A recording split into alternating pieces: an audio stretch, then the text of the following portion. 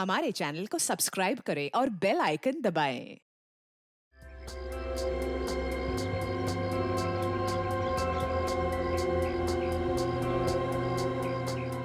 सोनिया बेटा क्या कर रहे हो? जल्दी चलो, अगर स्कूल जाने में आज भी देर हो गई ना तो एब्सेंट लग जाएगी। बेटा गार्डन में खेलने का टाइम नहीं है, चल यहाँ से। माँ कितना रंग बिरंगे फूल है। सोनिया, सोनिया क्या कर रही है? यूनिफॉर्म गंदा हो जाता ना, टीचर डांटती ना। चलो अभी यहाँ से। माँ मुझे खेलना बहुत अच्छा लगता है। हाँ बेटा खेल लेना, लेकिन स्कूल के बाद, ठीक है? चलो।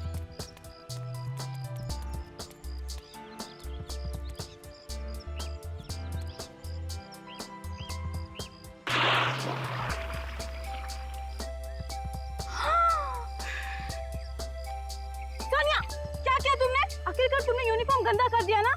हे भगवान, मैं क्या करूँ अभी? चल माँ चल, बिल्कुल बात नहीं मानती, बहुत जिद्दी हो गई है। आज मैं तुम्हारी टीचर से ना तुम्हारी कंप्लेन करके ही रहूंगी। ये बहुत परेशान करने लगी है। चल चुपचाप एकदम यहाँ खड़ी रहेगी और हिलेगी नहीं, समझी तुम? हाँ, तुम्हारे पापा भी ना तुम्हें बहुत सर पे चढ़ा के रखे हुए हैं। तुम्हारे पापा से मैं कंप्लेन करूंगी और तुम्हारा खेलना कूदना आज से बंद।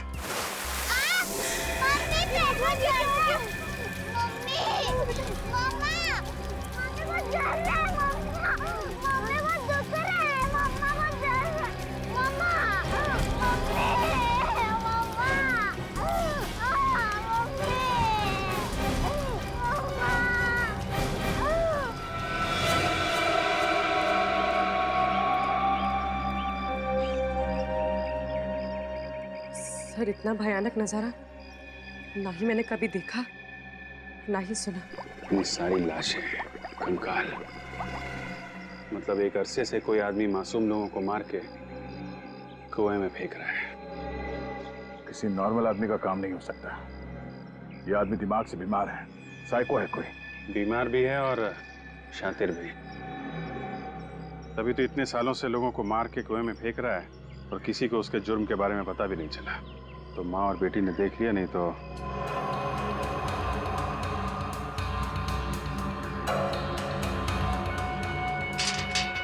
बात समझ में नहीं आई। कुएं के पानी में कुछ है क्या, इसकी वजह से उस बच्ची का पैर जल गया और घास भी जली हुई।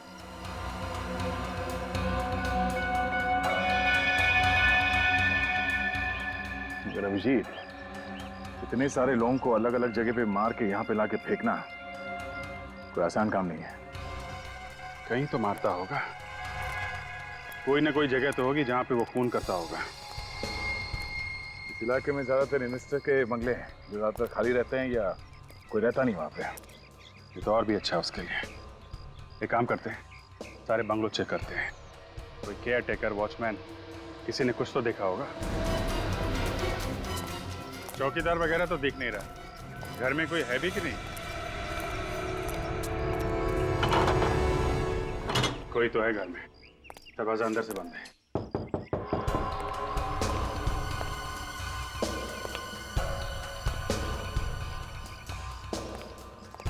अंदर कोई देख तो नहीं रहा है? कहीं ऐसा तो नहीं कि चौकीदार पीपा के अंदर पड़ा हो?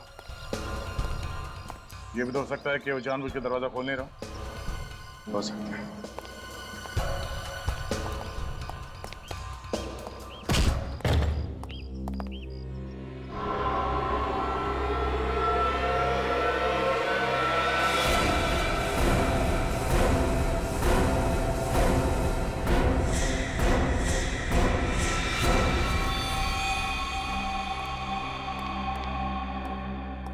इतना सारा खून।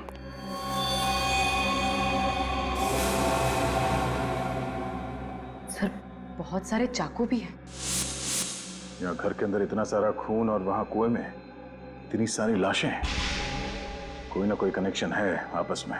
बिल्कुल दया, कनेक्शन है। लगता है खून यहाँ पे होता है और लाशें उस कुएं में डाली जाती हैं। और भी ये सब चाकू डालो, संभाल के। इसमें फिंगरप्रिंट्स होंगे।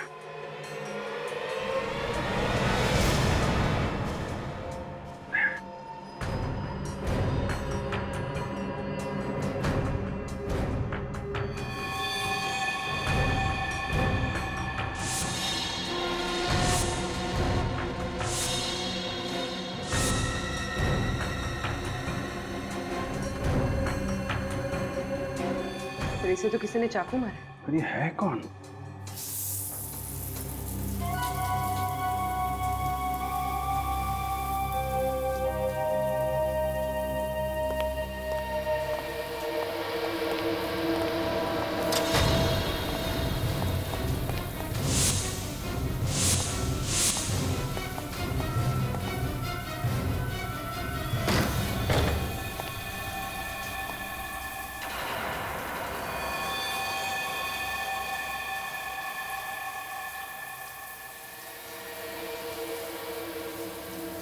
हाथों पर।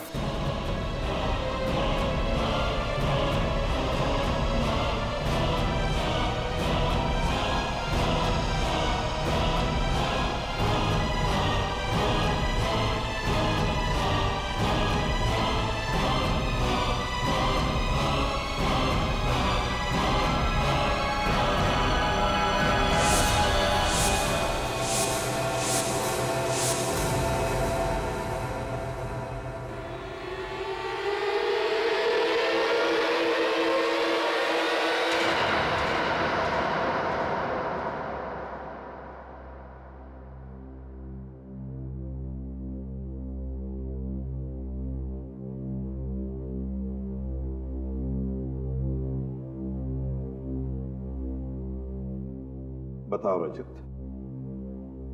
क्यों किया तुमने उस लड़की का खून? मैंने लड़की का खून? हाँ रजत, तुमने एक लड़की का खून किया है, चाकू मारा है उसे।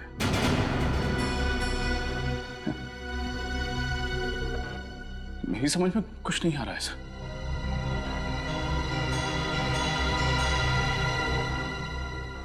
देखो रजत,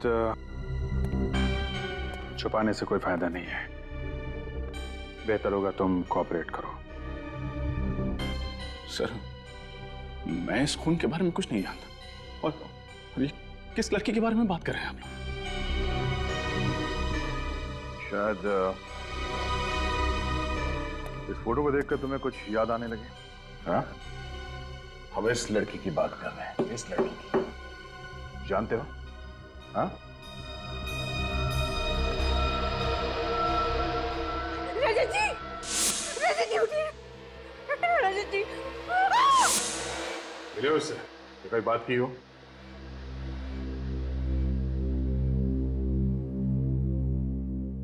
बोलो रजत।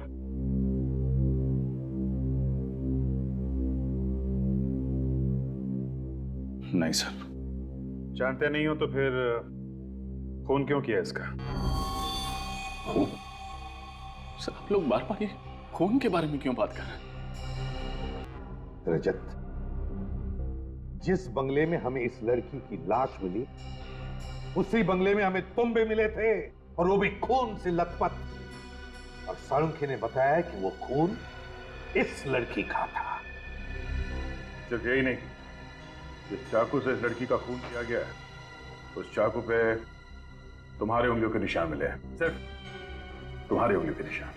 लेकिन सर, मैंने कोई खून नहीं किया, नहीं मारा मैंने इसे। अगर तुमने इस लड़की को नहीं मारा, तो फिर इसका खून तुम्हारे शरीर पर कैसे आया? तुम्हारे उंगलियों के निशान उस चाकू पर कैसे आए? क्या करने गए थे तुम उस घर में जहां पर इतने सारे चाकू और इतना सारा खून मिला? क्या करने गए थे? और उस घर के पास वाले कुएं में इतनी सारी लाशें कहां से आई? बताओ, क्यों गए थे तुम उस घर? क्या करने गए थे? और फिर ये लड़की वहां उस घर में कैसे पहुंची? बताओ, बताओ। खामोश क्यों? तुम्हें क्या लगता है खामोश रहने से तुम बेगुनाह साबित होगे? लगता है सीआईडी के तौर तरीके तुम भूल गए हो रजत।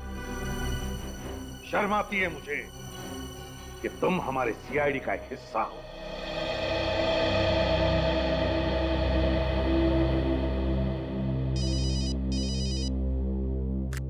हाँ साळुंखे, क्या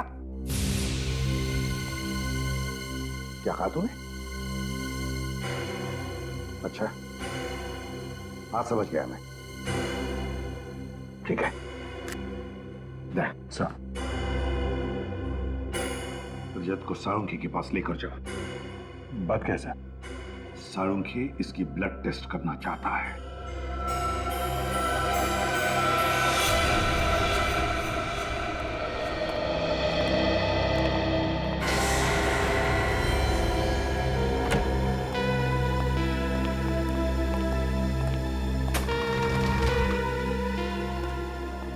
साळुंखी, कुएं में से जो लाशें मिली इनके बारे में कुछ पता चला? हाँ बस, इन लाशों का और कुएं के पानी का मैंने टेस्ट किया है। वो पानी तो पीने के लायक ही नहीं है। उस पानी में तो बहुत ज्यादा मात्रा में सल्फेट मिला हुआ है। सल्फेट? ये तो बहुत ही पावरफुल केमिकल है। हाँ, और इस केमिकल का कोई रंग नहीं होता है और पानी में बहुत आसानी से घुल जाता है। और सल्फेट से बहुत ज्यादा जहरीले केमिकल्स बनाए जा सकते हैं, फर्टिलाइजर्स बनाए जा सकते हैं। और अगर किसी चीज में इसकी बहुत ज्यादा मात्रा मिला दी जाए तो इंसान का मांस, उसकी चमड़ी, उसकी हड्डियां, यहाँ तक कि मेटल और पत्थर को भी मिनटों में पिघला देता है।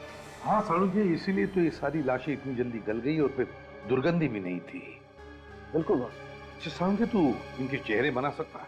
नहीं, लाशों की ऐसी हालत है कि इनका चेहरा नहीं बनाया जा सकता है। हड्डियां भी बुरी तरह से गल चुकी। अच्छा, मौत कैसे हुई ये तो बता सकता है ना तुम? हाँ, ये पता लग सकता है, लेकिन उसमें थोड़ा वक्त लगेगा। चलो ठीक है, तब तो आसपास के पुलिस स्टेशन से पता लगाएंगे कि इसकी गायब होने की रिपोर्ट लिखवाई गई है क्या।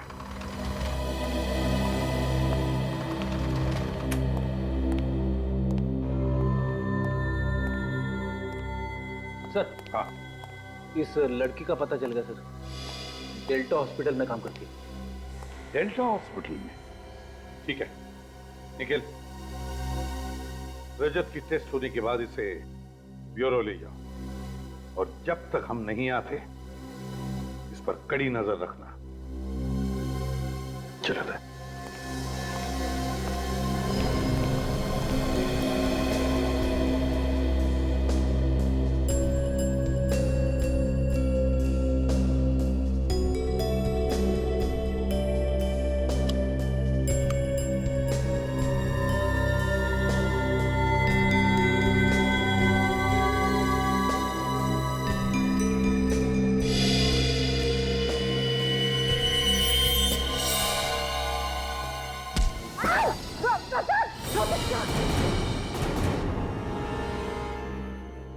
इसे जानती हो?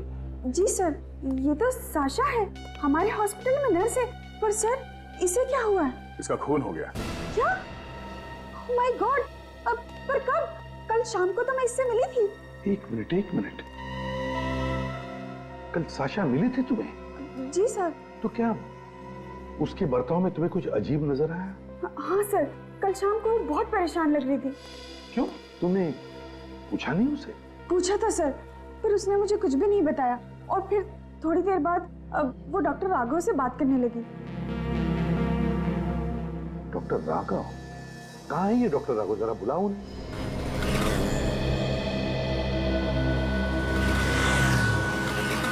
रजत, कर क्या रहे हो तुम? होश में तो हो? मैं होश में ही हूँ डॉक्टर तारिका, और मैं जानता हूँ मैं क्या कर रहा हूँ। गलत हो, फिर भी क्या करूँ, हालात ही कुछ ऐसे हैं। पागल हो गए तुम, पागल। एसीपी सर को पता चलेगा ना तो बुरा हाल करेंगे तुम्हारा। अरे जब उनको पता चलेगा तो उन्हें भी देख लूंगा मैं। फिलहाल मुझे बस तुम्हारी मदद चाहिए। मदद? तुम्हारी मदद? मैं मर जाऊंगी लेकिन एक क्रिमिनल की मदद कभी नहीं करूंगी। क्रिमिनल? मैं जानता था तुम यही कहोगे। मैं ये भी जानता हूं कि कानून की नजरों में अपराधी हूं मैं, लेकिन जरा सोचो तारिका, एक सीआईडी ऑफिसर होकर मैं ऐसा क्यों करूंगा? और अगर मैं ऐसा करता भी हूं तो रंगे हाथों कैसे पकड़ा जाऊंगा? अरे 100 तरीके ढूंढ लूंगा मैं अपने आप को बचाने के। क्या तरीका है समझाने का? हाँ, देखो तुम क्या कर सकते थे और क्या नहीं ये मैं देख चुकी हूँ अभी। अगर तुम निर्दोष होते ना तो मुझे इस तरह से किडनैप नहीं करते। मैं जानता हूं कि किडनैपिंग भी एक जुर्म है, उसके लिए आई एम सॉरी। देखो रजत, ये ड्रामा बंद करो और चुपचाप अपने आप को सीआईडी के हवाले कर दो। ठीक है, अगर तुम्हें मेरी बातों पे यकीन नहीं है तो ये रहे मोबाइल्स और ये रही गन।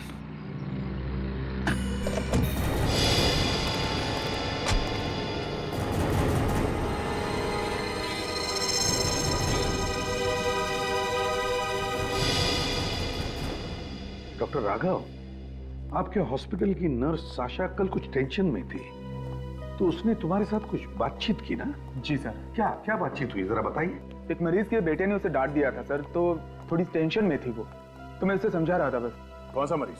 मिस्टर विनय सर, उन्हीं के बेटे ने उसे डांटा था। शायद आप जानते भी होंगे उन्हें, वो भी सीआईडी में काम करते हैं, सीआईडी इंस्पेक्टर हैं, मिस्टर रजत नाम है उनका। क्या? सीआईडी इंस्पेक्टर रजत? तो रजत ने हमें बताया नहीं कि उसके पिताजी हॉस्पिटल में हैं। और तो दया, रजत ने हमसे झूठ बोला है। उसने कहा कि वो नर्स साशा से कभी मिला ही नहीं। क्यों? अच्छा, उसके पिताजी अभी भी हॉस्पिटल में एडमिट है? जी हाँ सर। आने के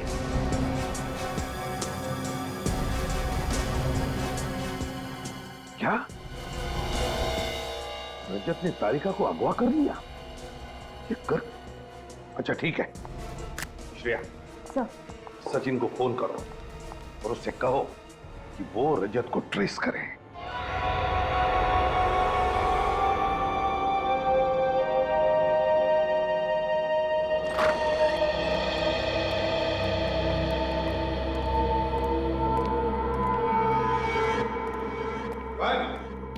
पता नहीं सर, इसी बेड पर तो थे।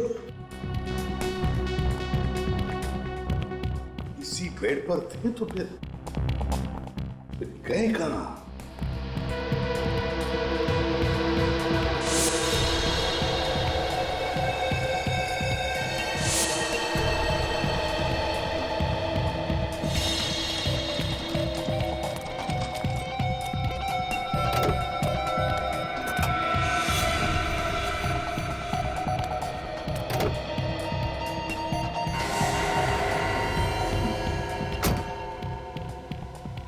डोंट वरी, मैं तुम्हारा साथ देने के लिए तैयार हूँ। थैंक यू तारिका। लेकिन पहले तुम्हें सब कुछ सच सच बताना पड़ेगा कि इन्हें बचाने के लिए तुम इतना बड़ा रिस्क क्यों उठा रहे हो। ये है कौन?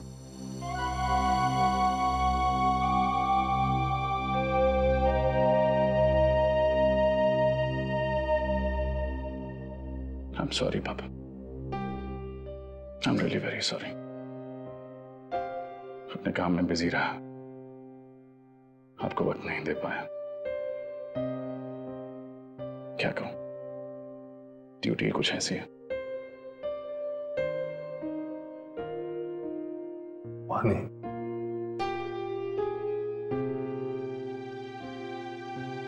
वानी,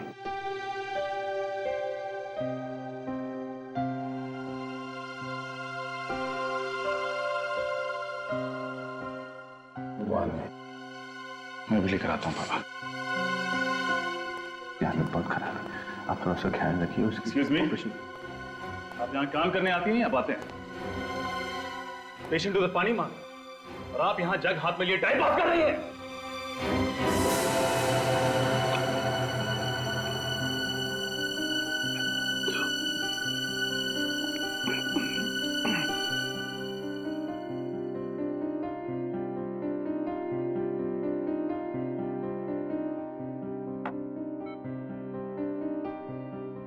खून, खून चिट्ठी के पास बंगलो, सबूत मिटा दो, सबूत मिटा दो। चाबी गमले के नीचे, आशीष बंगलो। मदद करो बेटा, मदद करो बेटा।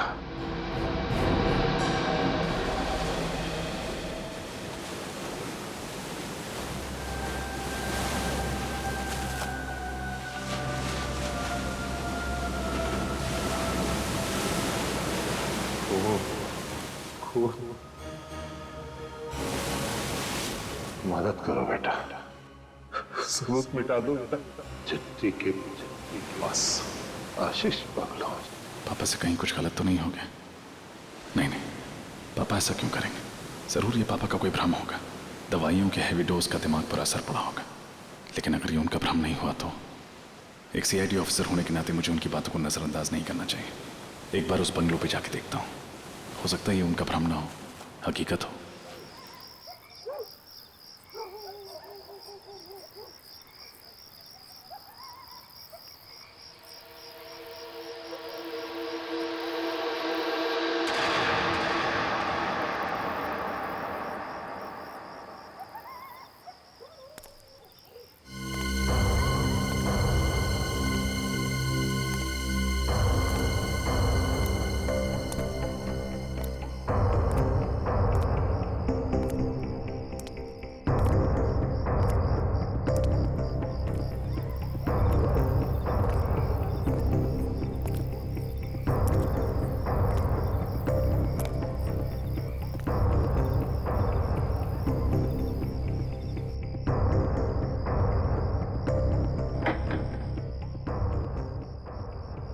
चाबी गमले के नीचे।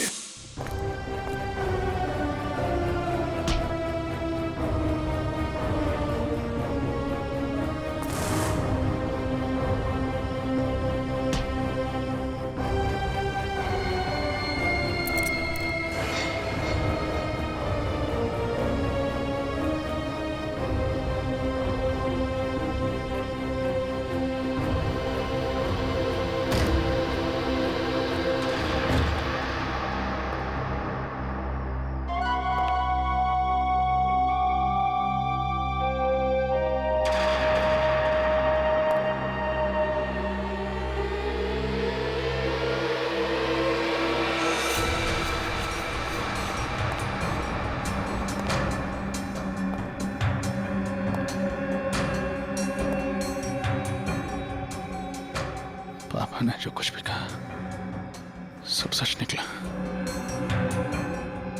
ये उनका भ्रम नहीं था।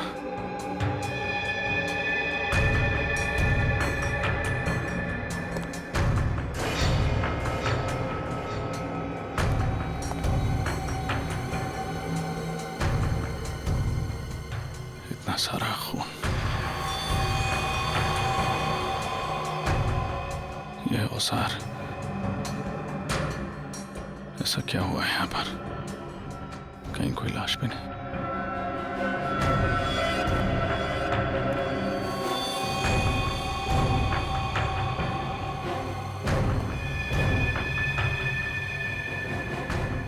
पापा ऐसा नहीं कर सकते। वो ऐसा क्यों करेंगे? वो किसी का खून क्यों करेंगे?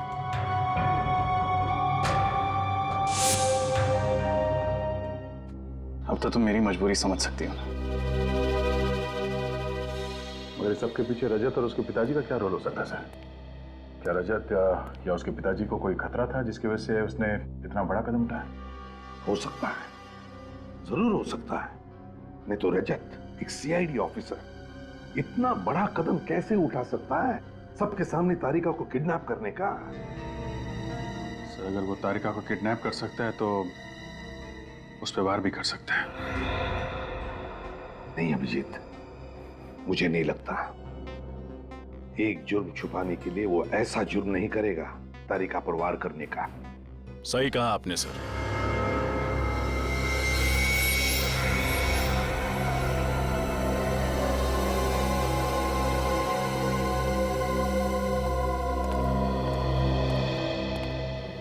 रजत, सर मैं अपने आप को सरेंडर करने आया हूं। ये निखिल की गन, ये मोबाइल्स। निखिल,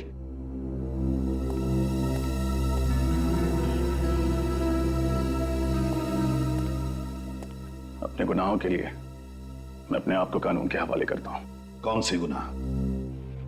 बंगलों में किए गए खून, कुएं से मिली लाशें, सारे कंकाल, नर्स साशा का मर्डर। तारिका कहाँ है? उसे मैं अपने साथ नहीं लाया। कहाँ है वो? डॉक्टर तारिका सुरक्षित है। जब तक वो तुम्हारे पास है सुरक्षित नहीं है। कहाँ है वो? मैंने डॉक्टर तारिका को बीच रास्ते में ही छोड़ दिया था। वो तो पता चल जाएगा।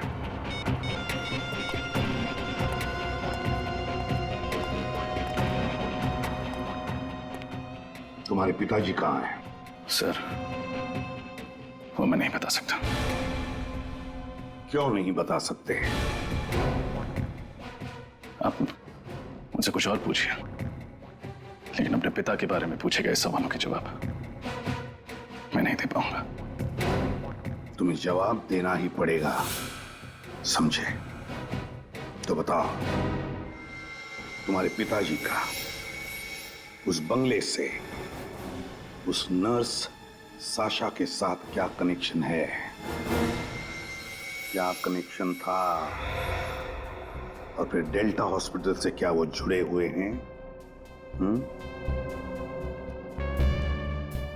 जवाब दो रजत। I'm sorry सर, मैं अपने पिता के बारे में कुछ नहीं बता सकता। आप मुझे अरेस्ट कीजिए, आपका मुजरिम आपके सामने खड़ा है। बॉस, एक बहुत इंपॉर्टेंट बात पता चली, बताना जरूरी था इसलिए मैं खुद चलाया। क्या पता चले डॉक्टर साहब? दया, वो जो जमीन पर खून पड़ा हुआ था उसमें ग्लाइसरॉल है। सर, वो क्या होता है? वैसे तो ग्लाइसरॉल का इस्तेमाल कई जगह किया जाता है, लेकिन खास तौर पर ग्लाइसरॉल का इस्तेमाल ब्लड बैंक में खून को प्रिजर्व करने के लिए किया जाता है। मतलब वो खून किसी ब्लड बैंक से लाया गया? हाँ, किसी ने जानबूझकर ब्लड बैंक से वो ब्लड लिया और उस जमीन पर और उन औजारों पर लगा दिया। इसका मतलब है जिसकी भी ये साजिश है वो जरूर किसी ब्लड बैंक या हॉस्पिटल से जुड़ा हुआ है। ब्लड प्रिजर्वेशन का प्रोसेस बहुत ही महंगा होता है। छोटे मोटे अस्पताल में और छोटे मोटे ब्लड बैंक में काम नहीं किया जा सकता।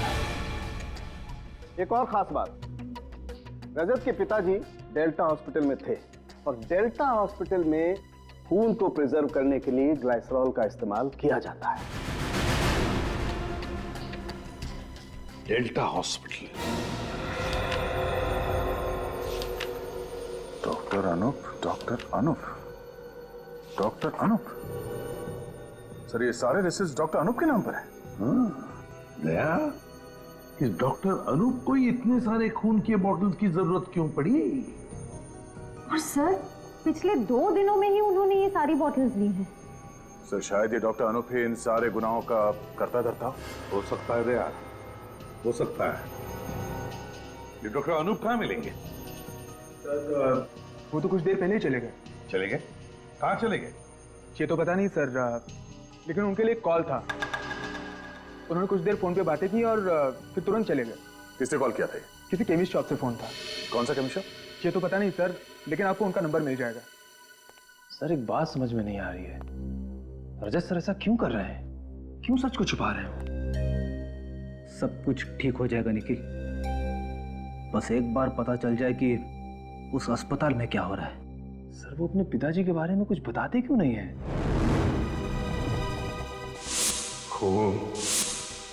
खून चिट्ठी के पास सबूत मिटा दो। मदद करो बेटा।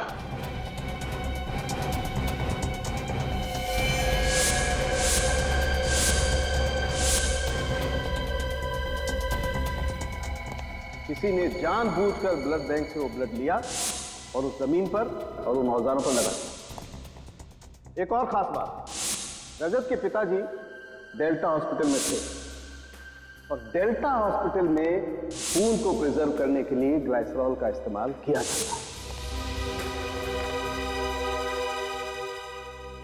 मालूम है आज हॉस्पिटल में क्या हुआ है? कैसे? एक आदमी अपनी बीवी की कंप्लेंट करने लगा एसीपी साहब से। कहने लगा कि उसकी बीवी उसे मारती है, उससे काम करवाती है। अब सीआईडी के पास क्या यही काम बचा? लोग भी अजीब अजीब कंप्लेंट लेके आते हैं हमारे पास। कहते किसी का कुत्ता खो गया, किसी का बटवा खो गया, किसी की बीवी उसे मारती है। दूध वाला दूध में पानी डाल रहा है। अब ये सब कंप्लेंट सीआईडी सॉल्व करेगी क्या?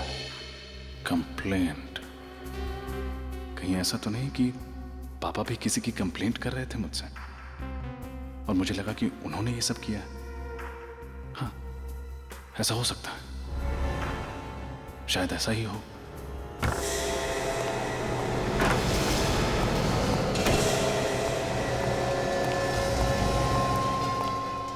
कहाँ जा रहे हो आप? रुक जाइए वरना। कहाँ जाना चाहते हैं आप? Hello, SD chemist. जी कहिए। मैं सीआईडी से बोल रहा हूँ। मुझे एक पेशेंट के प्रिस्क्रिप्शन के बारे में कुछ इंक्वायरी करनी थी। जी जी, कौन से पेशेंट के बारे में सर? पेशेंट का नाम तो नहीं पता। फिर मैं कैसे इन्फॉर्मेशन दूं सर? देखिए, थोड़ी देर पहले आपने डेल्टा हॉस्पिटल में डॉक्टर अनूप को फोन किया था ना? यस सर, एक्चुअली उन्होंने मुझे फोन किया था ये इन्फॉर्मेशन देने के लिए कि मिस्टर विनय नाम के पेशेंट का अगर कोई प्रिस्क्रिप्शन लेकर के आए तो मैं उन्हें इन्फॉर्म कर दूं। विनय, ये तो रजत के पिताजी हैं। क्यों? सर, उनका कहना था कि मिस्टर विनय पेशेंट जो हैं वो एक फ्रॉड हैं। मिस्टर विनय एक फ्रॉड है? अच्छा, मिस्टर विनय की दवाई लेने के लिए कोई आया था वहाँ पे? हाँ सर, एक लड़की आई थी सर। ये लड़की दिखती कैसी है? मेरा मतलब उसका हुलिया कैसा है? सर, वो लड़की लंबी थी, घुंघराले से बाल थे, इससे ज्यादा मैं नहीं जानता सर। और इस लड़की का एड्रेस बताया तुमने डॉक्टर अनूप को? हाँ हाँ सर, मैंने उन्हें इन्फॉर्म कर दिया है। क्या एड्रेस क्या है उसका?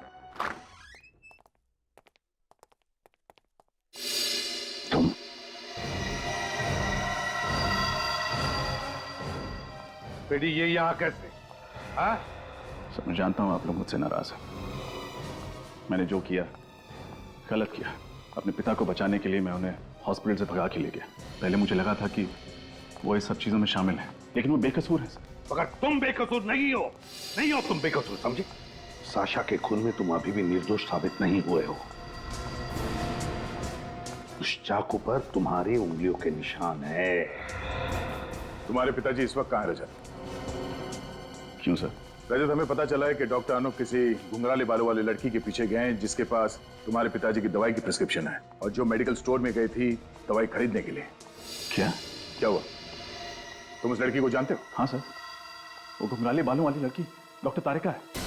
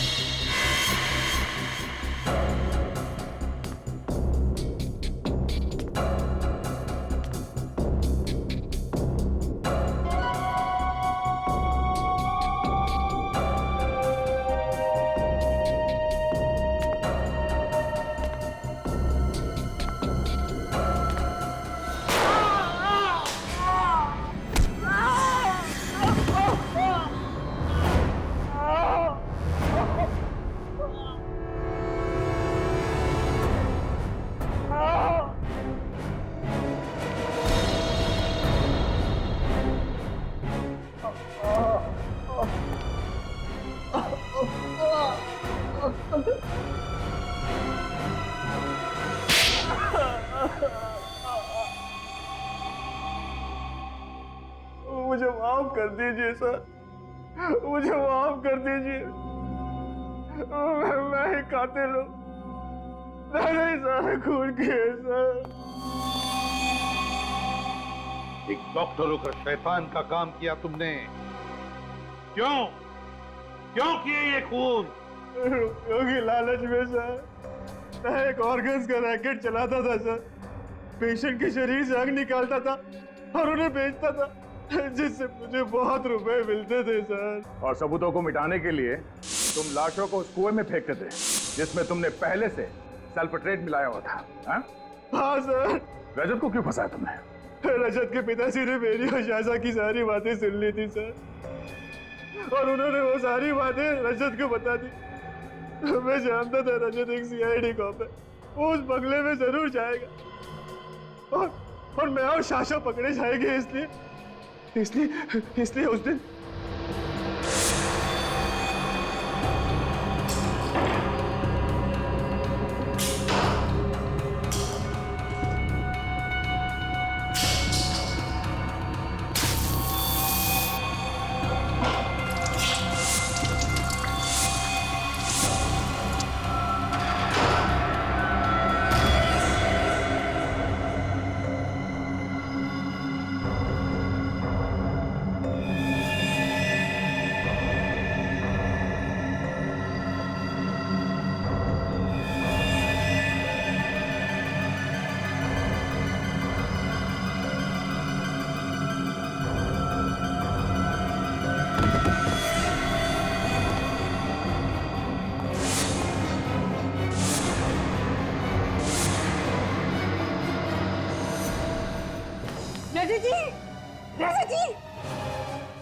रजत जी उठिए,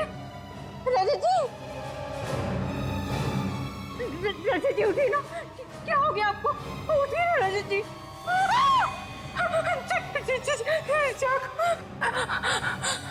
डॉक्टर!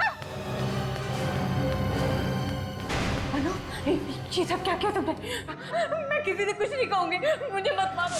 लेकिन साशा को क्यों मारा तुमने? शाशा मुझसे बहुत प्यार करती थी और ऑर्गन्स का रैकेट चलाने में मेरी मदद भी करती थी, मेरी साथी थी वो। लेकिन अचानक पता नहीं उसे क्या हो गया, वो मुझे ब्लैकमेल करने लगी सर। इसीलिए मैंने एक वार से 2 शिकार कर लिए। शाशा को भी मार दिया सर, उसका सारा इल्जाम रजत पे डाल दिया सर। तुम्हें क्या लगा कि सीआईडी को फंसाकर तुम बच जाओगे? लेकिन तुमने ये नहीं सोचा कि सीआईडी को फंसाकर तुम अपने लिए ही फांसी का फंदा तैयार कर रहे थे। इतने मासूम लोगों की जानें ली, किस लिए? पैसा कमाने के लिए, गलत रास्ते से। अब तो तुम्हें ऊपर वाला भी फांसी के फंदे से बचा नहीं सकता। ले जाओ इसे Freddy.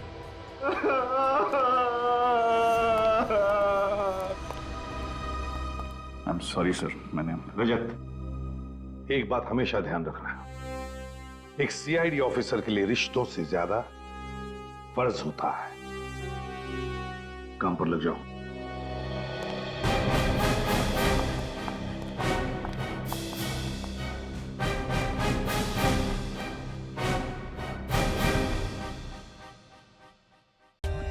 For more updates, subscribe to our channel, click the show links and enjoy watching the videos.